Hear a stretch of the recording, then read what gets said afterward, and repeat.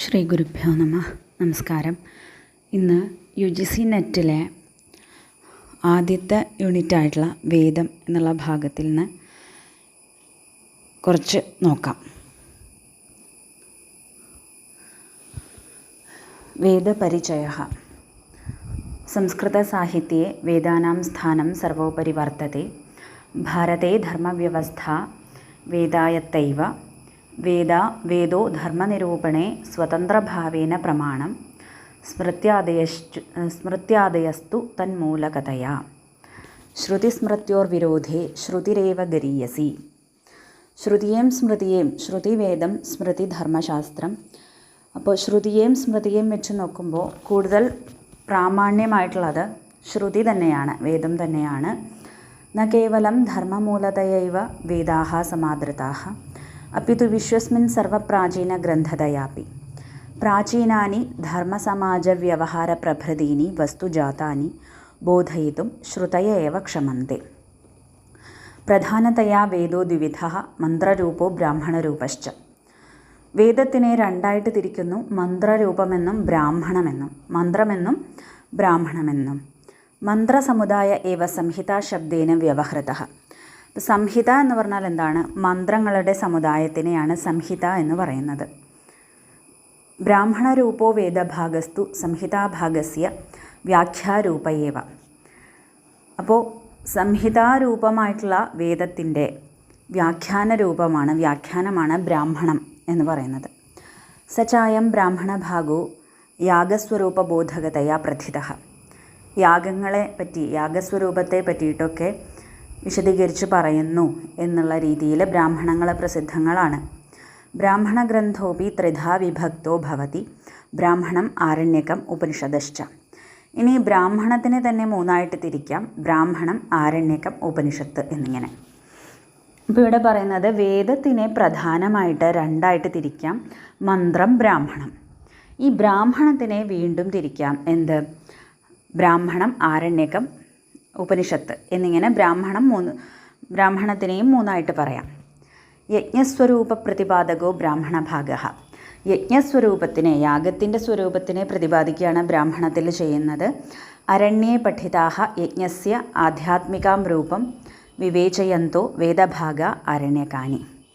ഇനി യജ്ഞങ്ങളുടെ ആധ്യാത്മികമായിട്ടുള്ള രീതിയിൽ എന്താണ് യജ്ഞത്തിൻ്റെ പ്രാധാന്യം എന്ന് പറയുന്ന അരണ്യത്തിൽ പഠിക്കുന്ന വേദഭാഗത്തിനെ ആരണ്യകങ്ങളെന്ന് പറയുന്നു. ഉപനിഷദോ ബ്രഹ്മബോധികാഃ മോക്ഷസാധനാനി അയമേവ ഭാഗോ വേദസ്യ അന്തരൂപതയാ വേദാന്ത ഇത്യുച്യത്തെ. ഇനി ഉപനിഷത്ത് എന്ന് പറഞ്ഞാൽ ബ്രഹ്മത്തെ ബോധിപ്പിക്കുന്ന ഭാഗങ്ങളാണ്, മോക്ഷത്തിന് സാധനമായിട്ടുള്ള ഭാഗമാണ്. ഇത് വേദത്തിൻ്റെ അന്തം ആയതുകൊണ്ട് വേദാന്തം എന്ന് അറിയപ്പെടുന്നു, അഥവാ വേദത്തിൻ്റെ സാരമായതുകൊണ്ട് ഇതിനെ വേദാന്തം എന്ന് പറയുന്നു. ബ്രാഹ്മണഭാഗോ ഗൃഹസ്ഥാനാം ഉപയോഗി. അപ്പോൾ ബ്രാഹ്മണഭാഗം ആർക്കാണ് ഉപയോഗമുള്ളത്? ഗൃഹസ്ഥന്മാർക്കാണ് ഉപയോഗമുള്ളത്. ആരണ്യക ഭാഗോ വാനപ്രസ്ഥമാശ്രിതാനാം. നമുക്കറിയാം 4 ആശ്രമങ്ങൾ: ബ്രഹ്മചര്യം, ഗൃഹസ്ഥാശ്രമം, വാനപ്രസ്ഥം, സന്യാസം. അപ്പോൾ അതിൽ ആരണ്യക ഭാഗങ്ങൾ വാനപ്രസ്ഥാശ്രമികൾക്കാണ് ഉപയോഗം. ഉപനിഷദ് ഭാഗശ്ച സന്യസ്താനാം ഉപയോഗീത്യപി കഥയിതും ശക്യത്തെ. ഉപനിഷദ് ഭാഗങ്ങൾ സന്യാസികൾക്കാണ് ഉപയോഗം. അപ്പോൾ ഇത്രയും നേരം എന്താണ് പറഞ്ഞത്? വേദത്തിനെ രണ്ടായിട്ട് തിരിക്കാം: മന്ത്രം, ബ്രാഹ്മണം. അതിൽ മന്ത്രഭാഗത്തിനെയാണ് സംഹിത എന്ന് പറയുന്നത്. ഇനി ബ്രാഹ്മണങ്ങളെ തന്നെ നമുക്ക് 3 രീതിയിൽ പറയാം: ബ്രാഹ്മണം, ആരണ്യകം, ഉപനിഷത്ത്. അതിൽ ഗൃഹസ്ഥന്മാർക്ക് ഉപയോഗമായിട്ടുള്ളതാണ് ബ്രാഹ്മണങ്ങൾ. വാനപ്രസ്ഥാശ്രമികൾക്ക് ഉപയോഗമാണ് ആരണ്യകങ്ങൾ. സന്യാസികൾക്ക് ഉപയോഗമുള്ളതാണ് വേദാന്തം അഥവാ ഉപനിഷത്തുക്കൾ എന്ന് പറയാം. ഇനി വേദശബ്ദാർത്ഥ. വേദം എന്നുള്ള ശബ്ദത്തിൻ്റെ അർത്ഥം എന്താണ്? വിദ്യന്തേ ധർമാദയഃ പുരുഷാർത്ഥ യൈസ്തേ വേദാഃ ഇതി ബഹ്വൃക് പ്രാതിശാഖ്യം. ബഹവൃക്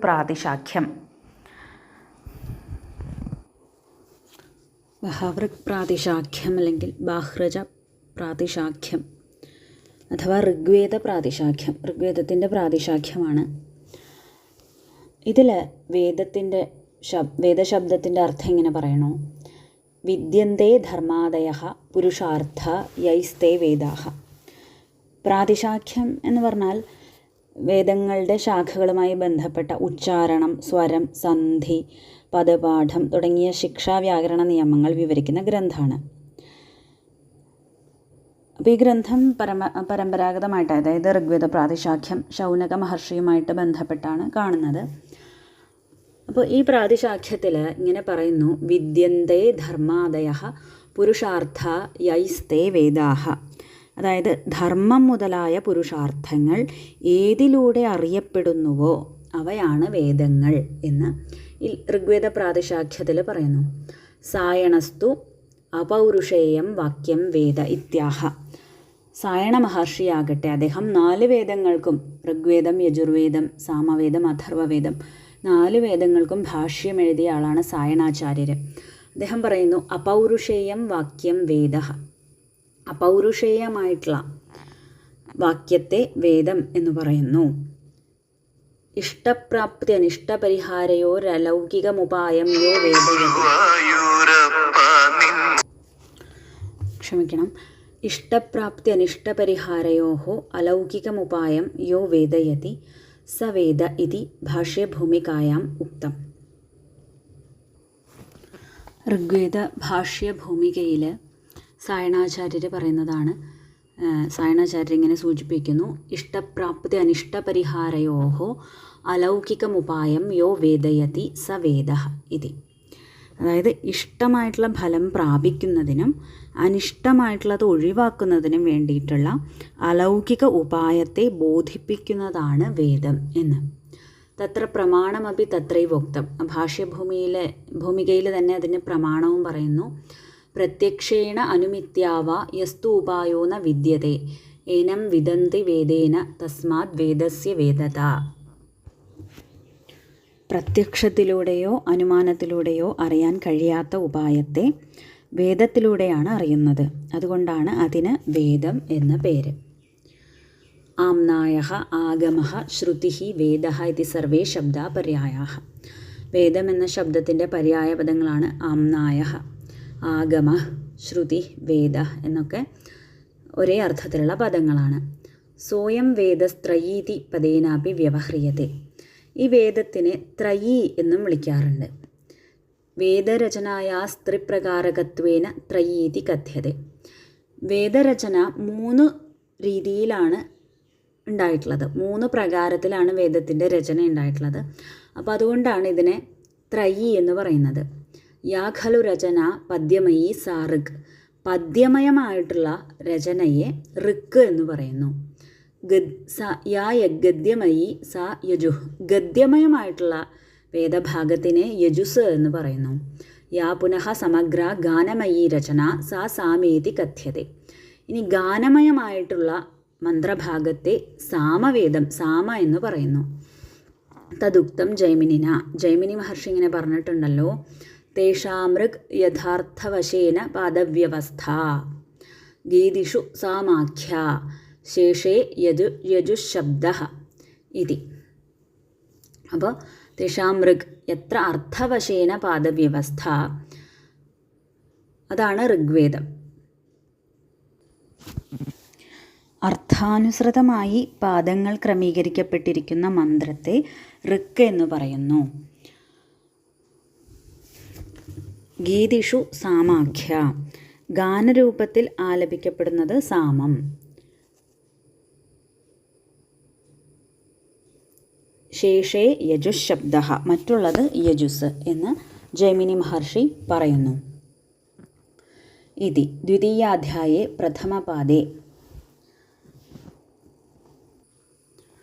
രണ്ടാമത്തെ അധ്യായത്തിൽ ആദ്യത്തെ പാദത്തിൽ 32, 33, 34 സൂത്രങ്ങളായിട്ടാണ് ജൈമിനി മഹർഷി ഇത് പറയുന്നത് എന്ന് പറയുന്നു.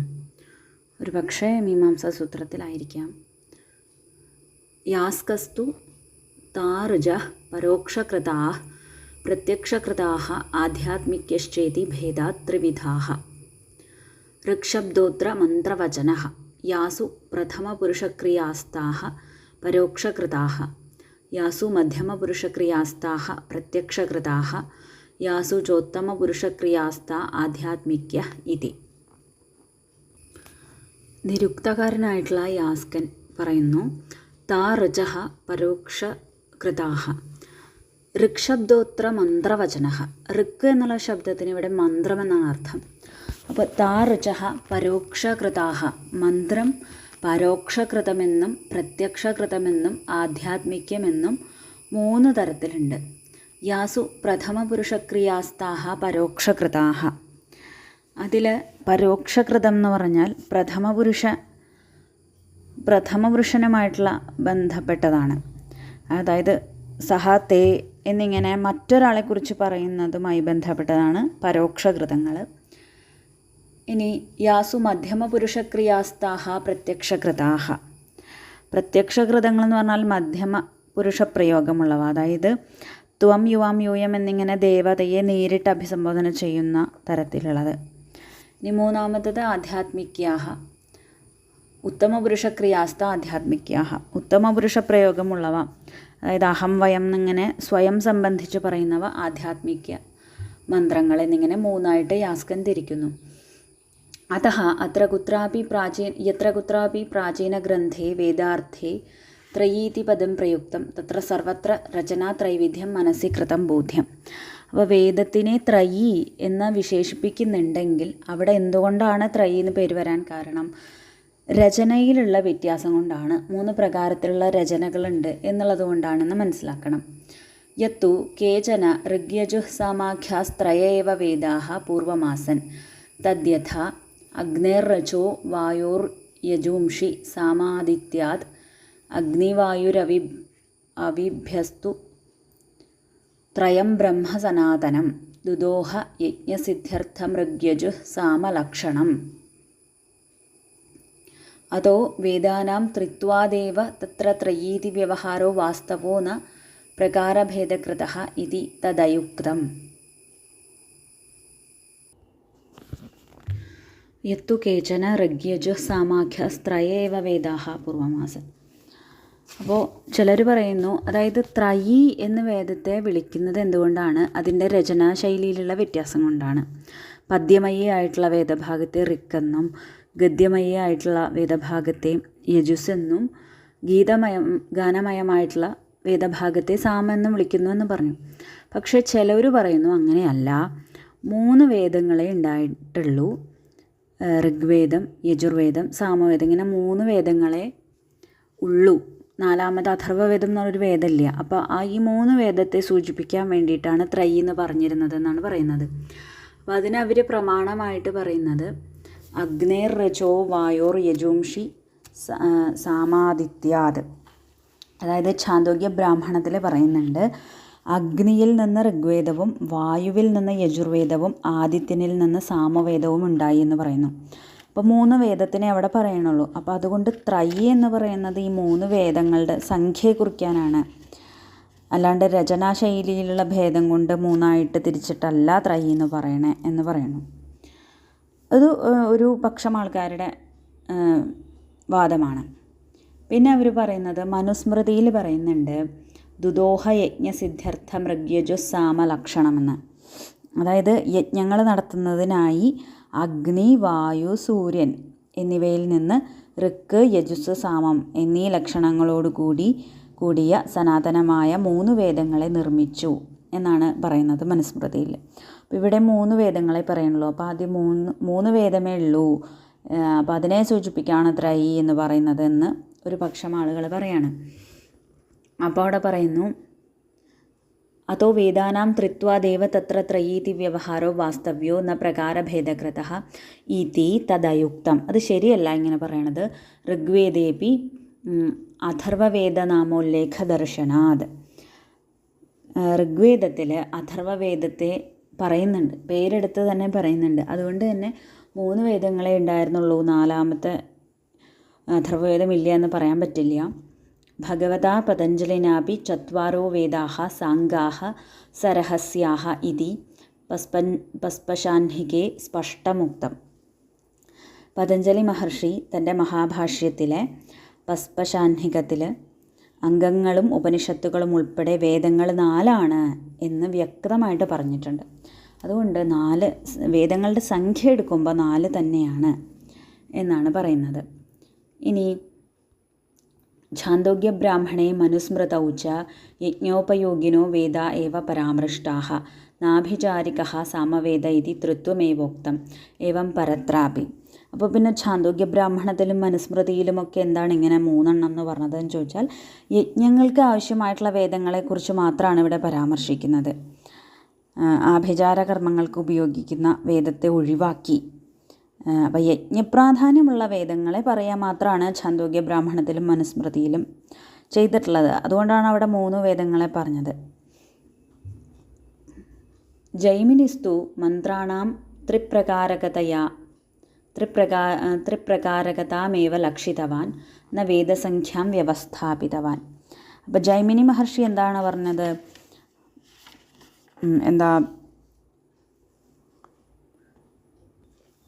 രചനാപ്രകാരത്തിലുള്ള വ്യത്യാസം കൊണ്ട് ഋഗ് മന്ത്രങ്ങളെന്നും യജുസ് എന്നും സാമമെന്നും 3 ജൈമിനി മഹർഷി പറഞ്ഞു. അത് വേദങ്ങളുടെ സംഖ്യയല്ല പറഞ്ഞത്. വേദമന്ത്രങ്ങളുടെ സ്വഭാവം അനുസരിച്ച് അതിനെ 3 പദ്യമയി, ഗദ്യമയി, ഗാനമയി എന്നിങ്ങനെ തിരിച്ചു. അത്രയേ ഉള്ളൂ. അപ്പോൾ ഇവിടെ എന്താണ് സ്ഥാപിക്കാൻ ഉദ്ദേശിക്കുന്നത്? വേദങ്ങൾ എത്ര എണ്ണമുണ്ട് എന്നൊരു ചോദ്യം ചോദിച്ചാൽ, വേദസംഖ്യ ചോദിച്ചാൽ, അതോ വേദാശ്ചത്വാര ഏവ, വേദങ്ങൾ 4 തന്നെയാണ്. ത്രയീതി വ്യവഹാരസ്തു പ്രകാരകൃതഃ, രചനയിലുള്ള വൈവിധ്യം കൊണ്ടാണ് ത്രയീ എന്ന് പറയുന്നത്. അഥർവവേദീയ മന്ത്രാപി പൂർവോക്ത പ്രകാര ത്രയാന്യതമരൂപ ഏവേതി ബോധ്യം.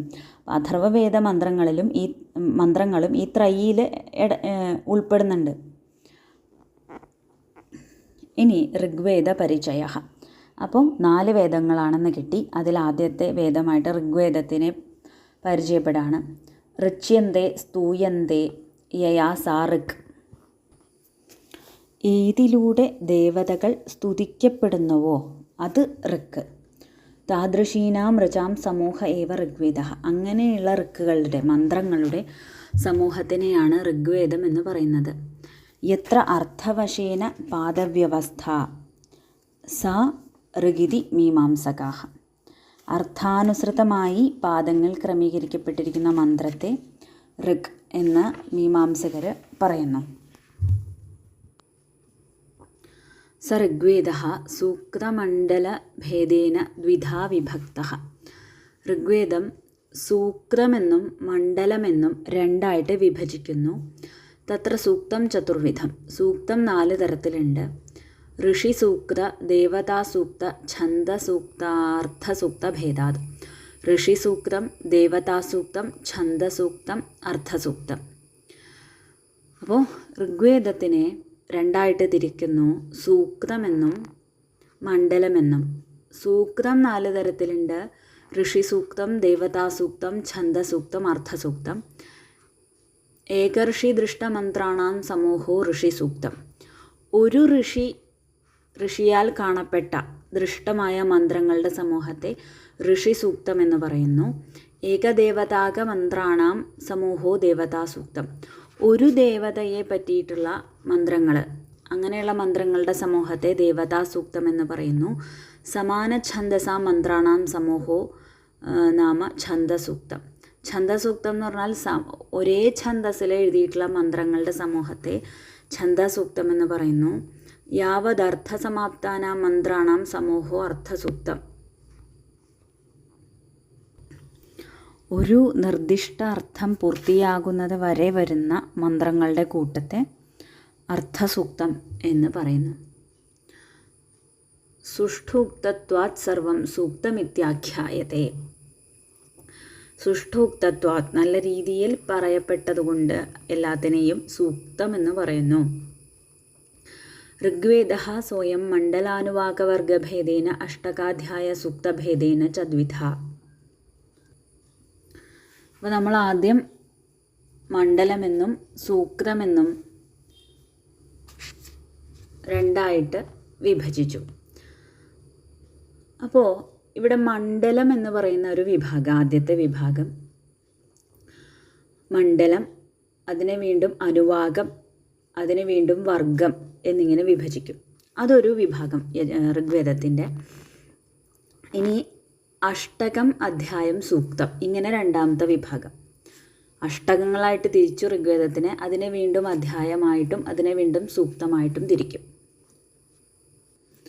ബാലഖില്യ സൂക്താനി വിഹായ സമ്പൂർണായാം ഋഗ്വേദസംഹിതായാം ദശമണ്ഡലാനി പഞ്ചാശീതിശ്ച അനുവാകാഃ അഷ്ടോത്തരശതദ്വയമിതാശ്ച വർഗാഃ ഇതി പ്രഥമോ ഭേദഃ. അപ്പോൾ മണ്ഡലം എന്നുള്ള വിഭാഗം നോക്കാം. അതിൽ ബാലഖില്യ സൂക്തങ്ങളെ ഒഴിവാക്കിയാൽ ഈ ഋഗ്വേദ സംഹിതയിൽ 10 മണ്ഡലങ്ങളുണ്ട്, 85 അനുവാകങ്ങളുണ്ട്,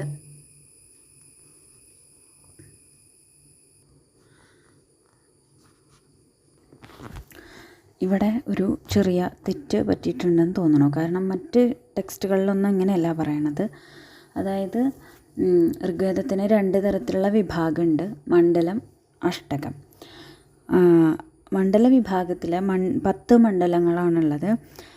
അതിനെ വീണ്ടും അനുവാകം എന്ന് തിരിക്കുന്നു. അപ്പോൾ 85 അനുവാകങ്ങളാണുള്ളത്. പിന്നെ സൂക്തം എന്ന് തിരിക്കുന്നു. അതായത് 1017 സൂക്തങ്ങളാണുള്ളത്. ഇനി അഷ്ടകം എന്ന വിഭാഗം എടുക്കുമ്പോൾ 8 അഷ്ടകങ്ങളുണ്ട് ഋഗ്വേദ സംഹിതയിൽ. അതിൽ വീണ്ടും 64 അധ്യായങ്ങളാണുള്ളത്. ഈ 64 അധ്യായങ്ങളിൽ വീണ്ടും വർഗം എന്നൊരു വിഭജനം വരുന്നുണ്ട്. അതിൽ 2006 വർഗങ്ങളാണുള്ളത് എന്ന് പറയുന്നു. ഇനി ഇവിടെ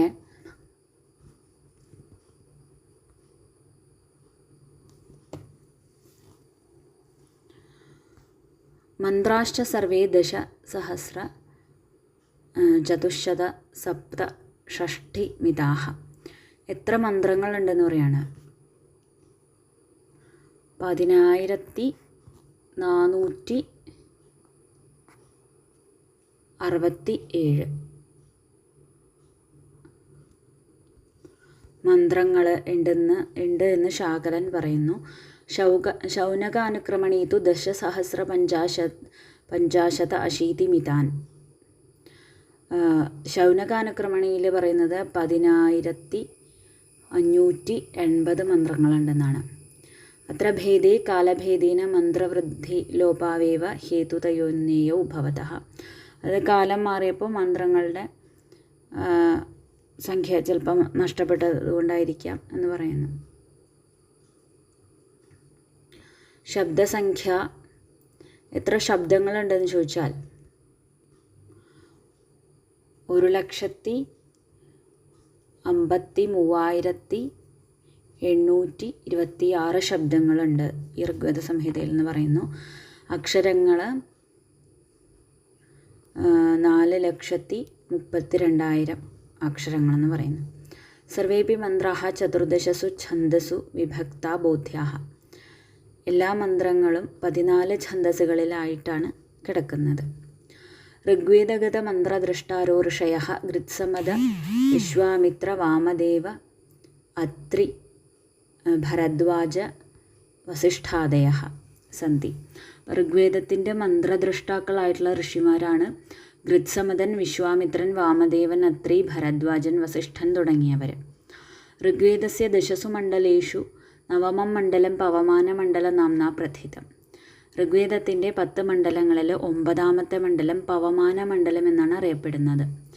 തത്ര ഹി സോമവിഷയക മന്ത്രാണാം സങ്കലനം കൃതം. അവിടെ സോമവിഷയക മന്ത്രങ്ങളാണ് സങ്കലിച്ചു വച്ചിരിക്കുന്നത്. പവമാനഃ എന്ന് പറഞ്ഞാൽ സോമഃ എന്നർത്ഥം. പൂർവോക്താഃ സപ്താപി മന്ത്രദ്രഷ്ടാരോ ഋഷയോ ദ്വിതീയ മണ്ഡലതഃ സപ്തമമണ്ഡലപര്യന്ത ഗതാഭിः ഋഗ്ഭിः സംബന്ധാഃ. അപ്പം മുൻപ് പറഞ്ഞ 7 മഹർഷിമാർ ഗൃത്സമദൻ, വിശ്വാമിത്രൻ, വാമദേവൻ, അത്രി, ഭരദ്വാജൻ, വസിഷ്ഠൻ തുടങ്ങിയിട്ടുള്ളവർ 2ാമത്തെ മണ്ഡലം തൊട്ട് 7ാമത്തെ മണ്ഡലം വരെയുള്ള മന്ത്രങ്ങളുമായി ബന്ധപ്പെട്ടവരാണ്. ദശമണ്ഡലേ മന്ത്ര നാനർഷി സംബന്ധ. 10ാം മണ്ഡലത്തിലെ മന്ത്രങ്ങൾ ഒരുപാട് മഹർഷിമാരുമായി ബന്ധപ്പെട്ടതാണ്. ദശമേ മണ്ഡലേ ന കേവലം ദേവതാസ്തുതയ ഏവ അന്യപ്രകാരകാപി മന്ത്ര ദൃശ്യതേ. 10ാമത്തെ മണ്ഡലത്തിൽ ദേവതാസ്തുതി മാത്രമല്ല മറ്റു പല രീതിയിലുള്ള മന്ത്രങ്ങളും കാണാം. ദ്വിതീയ മണ്ഡലാദാരഭ്യ സപ്തമമണ്ഡലപര്യന്തസ്യ ഋഗ്വേദഭാഗസ്യ രചന സർവതഃ പ്രാചീന. 2ാം മണ്ഡലം തൊട്ട് 7ാം മണ്ഡലം വരെയുള്ള ഋഗ്വേദ ഭാഗത്തിൻ്റെ രചന വളരെ പ്രാചീനമാണ്. ദശമം മണ്ഡലം സർവതോ അർവാചീനം. 10ാമത്തെ മണ്ഡലം ആധുനികമാണ്. ശേഷാണി മധ്യകാലികാനീതി സാമ്പ്രതിക ആലോചകാഹ കഥയന്തി. 8, 9 തുടങ്ങിയിട്ടുള്ള മണ്ഡലങ്ങൾ മധ്യകാലികങ്ങളാണെന്നും പറയുന്നു. അപ്പോൾ ഇങ്ങനെ ഇവിടെ ഋഗ്വേദ പരിചയം ചെയ്തു. അപ്പോൾ ഇതുവരെ പറഞ്ഞ കാര്യങ്ങൾ എന്തൊക്കെയായിരുന്നു? വേദത്തിനെ 2ആയിട്ട് വിഭജിച്ചു, മന്ത്രമെന്നും ബ്രാഹ്മണമെന്നും. അതിൽ ബ്രാഹ്മണത്തിനെ തന്നെ നമുക്ക് ബ്രാഹ്മണം, ആരണ്യകം, ഉപനിഷത്ത് എന്നിങ്ങനെ വേർതിരിക്കാം. അപ്പോൾ മന്ത്രം എന്ന് പറഞ്ഞാൽ സംഹിത തന്നെയാണ്. ഗൃഹസ്ഥന്മാർക്ക് ഉപയോഗമുള്ള ഭാഗമാണ് ബ്രാഹ്മണ ഭാഗം. വാനപ്രസ്ഥികൾക്ക് ഉപയോഗമുള്ളതാണ് ആരണ്യകം. സന്യാസികൾക്ക് ഉപയോഗമുള്ളതാണ് വേദാന്തം അഥവാ ഉപനിഷത്ത് എന്ന് പറയുന്നത്. ഇനി വേദശബ്ദത്തിൻ്റെ അർത്ഥം എന്താണ് നോക്കിയപ്പോൾ ഋഗ്വേദ പ്രാതിശാഖ്യത്തിൽ പറഞ്ഞു വിദ്യന്തേ ധർമാദയ പുരുഷാർത്ഥ യൈസ്തേ വേദാഹ എന്ന്. പിന്നെ സായണാചാര്യർ ഋഗ്വേദ ഭാഷ്യഭൂമികയിൽ ഇങ്ങനെ പറഞ്ഞു ഇഷ്ടപ്രാപ്തി അനിഷ്ടപരിഹാരയോരലൗകികമുപായം യോ വേദയതി സവേദഃ എന്ന് പറഞ്ഞു. ഇനി വേദത്തിന് ആംനായ ആഗമഃ ശ്രുതി എന്നൊക്കെ പര്യായങ്ങളുണ്ടെന്ന് പറഞ്ഞു. പിന്നെ വേദത്തിനെ ത്രയി എന്ന് വിളിക്കും. അത് അതിൻ്റെ രചനയിലുള്ള വ്യത്യാസം കൊണ്ടാണ് എന്ന് പറയുന്നു. അപ്പോൾ ജൈമിനി മഹർഷി പറയുന്നത് തേഷാമൃഗീയത്ര അർത്ഥവശേന പാദവ്യവസ്ഥ, അർത്ഥവശേന പാദവ്യവസ്ഥയുള്ളതിനെ ഋക്കെന്നും ഗീതിഷു സാമാഖ്യ ഗാനമയമായതിനെ സാമമെന്നും ശേഷ യജുഹ ബാക്കിയുള്ളതിനെ യജുസ് എന്നും പറയുന്നു.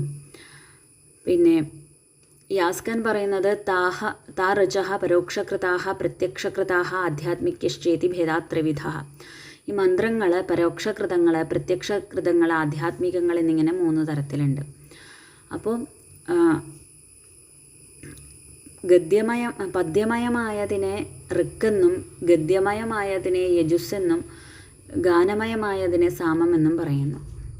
പിന്നീട് പറഞ്ഞു വേദങ്ങൾ 3 ഉള്ളൂ, വേദസംഖ്യ 3 ഉള്ളൂ. ഋഗ്വേദം, യജുർവേദം, സാമവേദം എന്ന് പറഞ്ഞതിനെ ഖണ്ഡിച്ചു. അല്ല, വേദസംഖ്യ 4 ഉണ്ട്.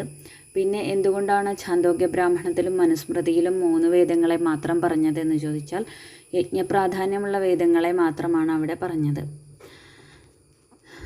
അതിനുശേഷം ഋഗ്വേദ പരിചയം ചെയ്തു. അപ്പോൾ ഏതിലൂടെയാണോ ദേവതകൾ സ്തുതിക്കപ്പെടുന്നത് അത് ഋഗ്വേദം. ഋജ്യതേ സ്തുയതേ യയാസ ഋഗ്. അങ്ങനെയുള്ള ഋഗ്വേദത്തിനെ മണ്ഡലമെന്നും അഷ്ടകമെന്നും 2 രീതിയിൽ വിഭജിക്കാം. മണ്ഡലം എന്ന രീതിയിൽ എങ്ങനെയാണ്? 10 മണ്ഡലങ്ങൾ, 85 അനുവാകങ്ങൾ, 1017 സൂക്തങ്ങൾ. അഷ്ടകം എന്ന വിഭാഗത്തിലാണെങ്കിൽ 8 അഷ്ടകങ്ങൾ, 64 അധ്യായങ്ങൾ, 2006 വർഗ്ഗങ്ങൾ. അങ്ങനെയാണ് വിഭജിക്കുന്നത്. ഇനി ഋഗ്വേദ മന്ത്രങ്ങളുടെ ദ്രഷ്ടാക്കളായിട്ടുള്ള മുനികളുടെ പേര് പറഞ്ഞു. ഋഗ്വേദത്തിലെ 9ാം മണ്ഡലത്തിനെ പവമാന മണ്ഡലം എന്ന് പറയുന്നു. പവമാനം എന്നാൽ സോമഹ എന്നർത്ഥം എന്ന് പറഞ്ഞു. ഇത്രയുമാണ് ഇന്ന് പറഞ്ഞത്. ബാക്കി നോക്കാം.